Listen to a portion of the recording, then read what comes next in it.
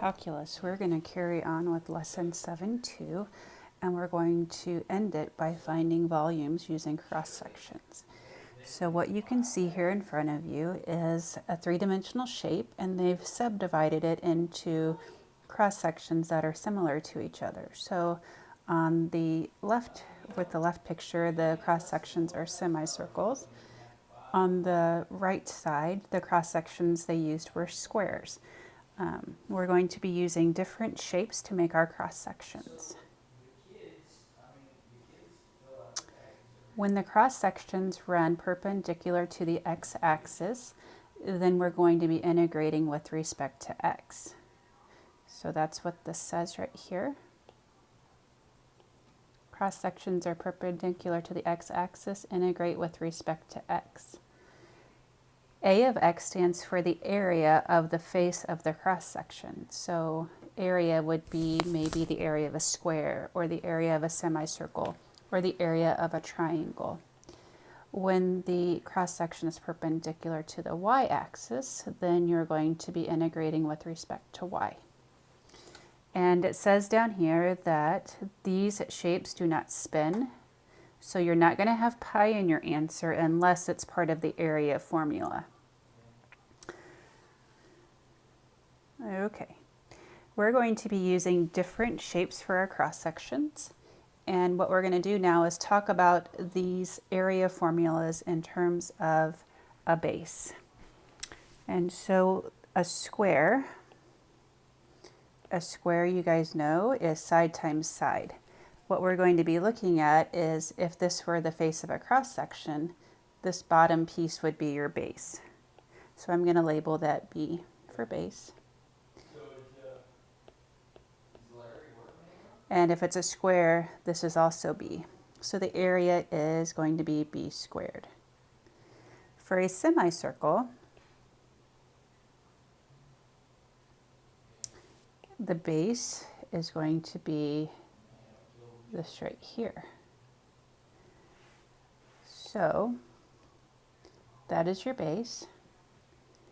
And the area of a semicircle is going to be half of a circle. So what we're going to have here is we basically have to know half of the base, because that's actually the radius of your circle. So a semicircle, if we start with a circle is going to have area pi r squared. And we're going to divide that by 2 for half of the circle. Now, what you have to consider is that your radius is 1/2 of b. So pi times 1/2 of b, let me rewrite that. And we're going to square that and then divide by 2. So that becomes 1/4 b squared pi divided by 2. 1/8 b squared pi. Okay. Now an equilateral triangle. Let's move that over here and have a look at an equilateral triangle. If my cross-section has the face of an equilateral triangle, this represents the base, and since it's equilateral, all of these are side length b. Now we know that the area of a triangle is 1/2 the base times the height. So what we need to do here is find the height. I'm just going to call that h. But we want to find h in terms of base b. So what we need to consider is that this is 1/2 b right here. And if we do Pythagorean theorem,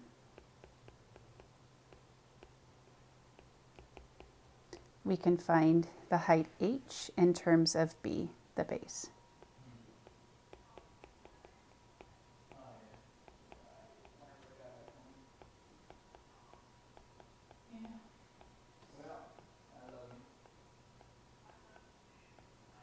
Okay, now if we go back to area, area is 1/2 of the base times the height. So area is 1/2 the base times the height. So that becomes 1/4 b squared times the square root of 3, or radical 3 over 4 b squared. All right. Rectangles with a height of 2. So base times height, so 2 times your base. Isosceles right triangles with the leg equal to the base. So if I have an isosceles right triangle and the leg equals the base, then it's going to be represented this way. So if my cross sections look like this, and it's isosceles, and the leg is the base, so here's the base of my triangle, then it's isosceles, so this is also the base. So area is just 1/2 of the base times the height, so 1/2 b squared. All right, now the last type of right triangle we're going to look at is one where the hypotenuse is the base. So that would be this kind of right triangle, and it's isosceles, so these are the same, but now this length here is my base. Okay, so when I divide that in half, I need to know the height again so that I can do the area of the triangle. But what's unique about this one is that when you divide an isosceles right triangle in half in this way, you actually produce two 45, 45, 90 triangles. So if this is b over 2 here, this will be b over 2 here. How do I find the area? I take 1/2 of the base times the height. So I'm going to come over here, 1/2 of the base b times the height. So that's going to be b squared over 4. Okay, now that we've got our general formulas for area, we're going to apply that to example 1. Example 1 says our area is bounded by 2x and y equals x squared. And that's what the base looks like. It's perpendicular to the x-axis, those bases are. So we know we're going to be integrating with respect to x. So that's what this is here.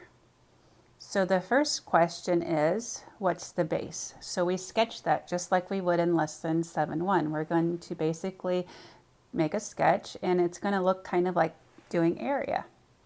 And so once you have your sketch, you're going to draw in that rectangle.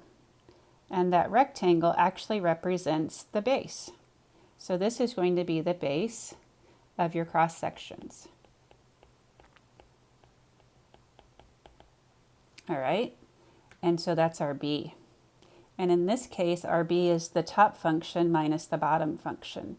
So the top function was 2x, and the bottom function is x squared. So if we want to know the length of the base, b, we're going to subtract the top function and the bottom function.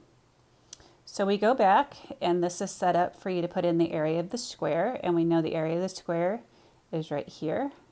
It's b squared. So our base is now 2x minus x squared squared. Oh, hang on, jumped the gun on you, sorry. The base is just 2x minus x squared. And then if I want the area of the cross section, I'm going to plug that in to that formula, 2x minus x squared. So my volume will be, I'm going to integrate from 0 to 2, and I forgot again. Let me back up.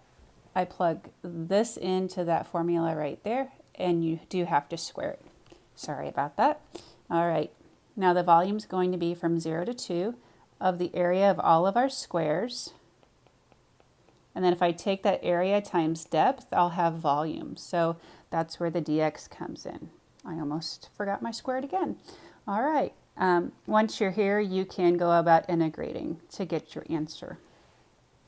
For the area of a semicircle, I'm going to go up here and I'm going to steal this formula right here. 1/8 b squared pi.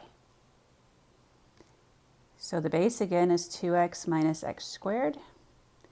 1/8 2x minus x squared squared times pi, and then the volume.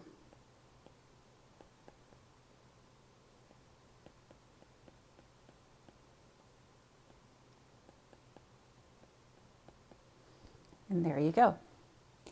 All right, we're going to run through some more of these in the next video, so stay tuned.